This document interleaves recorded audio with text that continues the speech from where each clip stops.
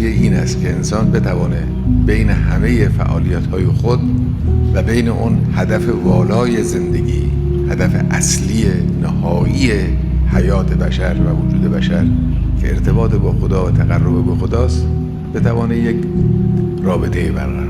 در اعمال عبادی این کار به طور طبیعی انجام میگیره. لذا نماز یک نعمت خداست.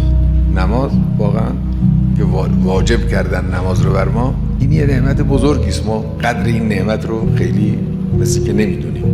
اگر نماز نبود ما به طور طبیعی و متعارف زندگیمون متوجه خدا نمی شدیم، مگر در گرفتاری ها که انسان به طور طبیعی متوجه میشه. اما نماز موجب می شود که شما هر شبانه روزی 5 نوبت حداقل دلتون رو به یاد خدا بیاندازید. خیلی فرصت بزرگی، خیلی نعمت بزرگی.